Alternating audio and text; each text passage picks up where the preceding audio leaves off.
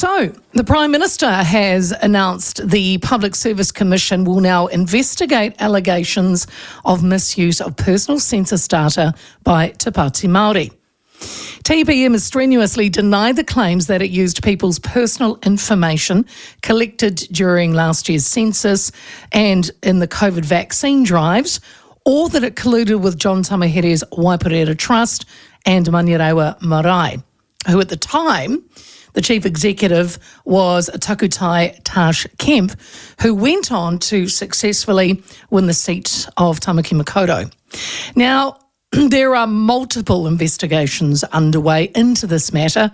The Public Service Commission, the Police, the Privacy Commissioner, Stats NZ, Health New Zealand, the Ministry of Health and Oranga Tamariki also have processes underway or are seeking urgent assurances over the use of data. So it was revealed that a group of former workers at Manirewa Marae, this is in South Auckland, claimed that the private data from last year's census forms were taken and entered into a database that they believed Te Pāti Māori used to target voters in the Tamaki Makaurau electorate. Now, look, there's a lot of moving parts and it is actually quite complex, but at the heart of it, it is the use or alleged misuse of sensitive data for political gain. Joining me now is the man that is representing the former marae workers, employment advocate Allan Halse. Allan, good afternoon. Good afternoon, Leah. It is a little kind of complex, you know, a lot of people involved here. But for you are representing these former marae workers. Firstly, can you tell us what jobs they held at the marae? Well, the 6 former marae workers and 1 MSD employee who has used the Protected Disclosure Act. So there's actually 7 clients. Mm-hmm.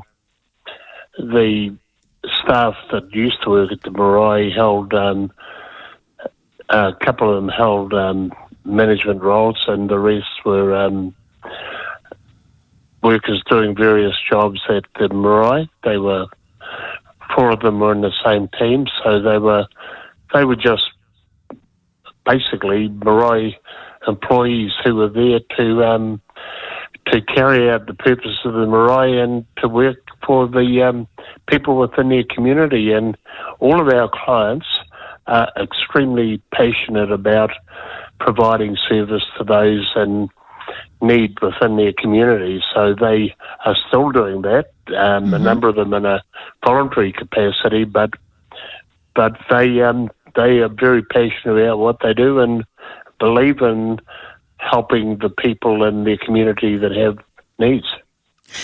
Are you allowed to tell us, Allan, it has kind of been already put out there, but can you tell us what they were asked to do when it came to the census forms that they were collecting?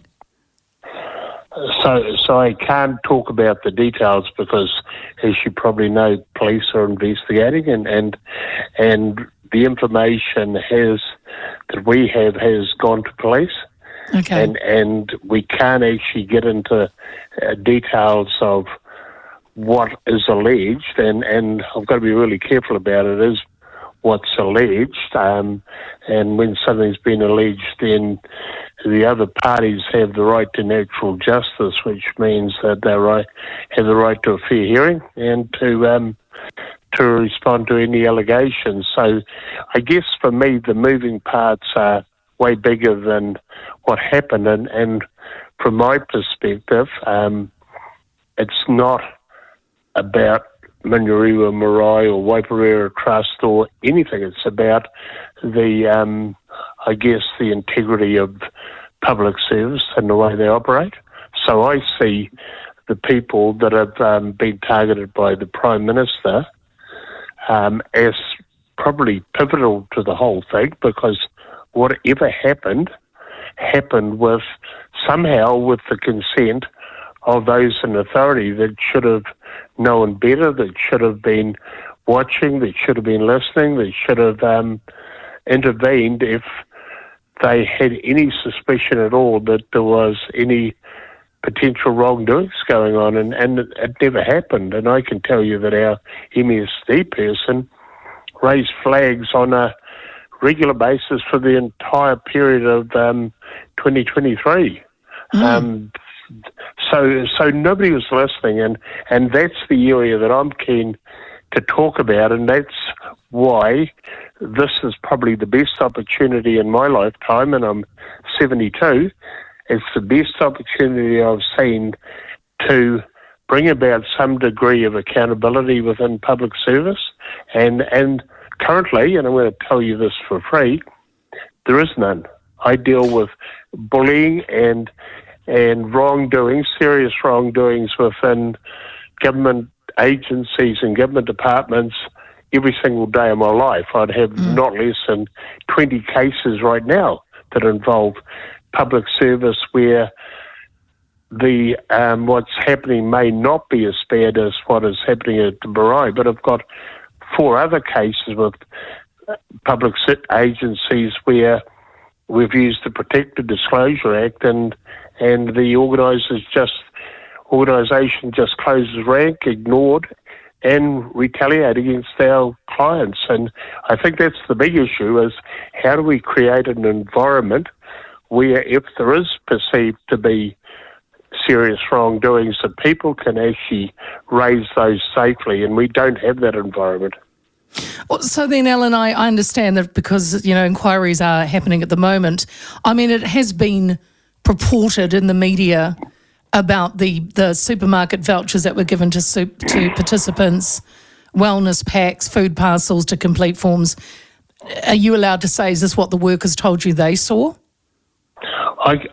I can tell you all of that's in the public arena and has been for a long time. People only need to look on the marae site during last year to know that all of that was occurring. Now, there are aspects, and this is where it's not about me being involved in deciding what was done was right or wrong. It's because some aspects, and I'm suggesting that holding the census on the marae, if that assisted to get more people to complete the census, then the intent is good. There are a number of aspects about what was happening. So the but Allan, if they're there to do the census, and then they're also been giving enrolment forms, and then being not coerced, but basically told about coming off the general and going on to the Māori role. I mean, that's not the marae shouldn't be doing that. I mean, because it's it could have changed. It's affected the makeup of Parliament. It could have.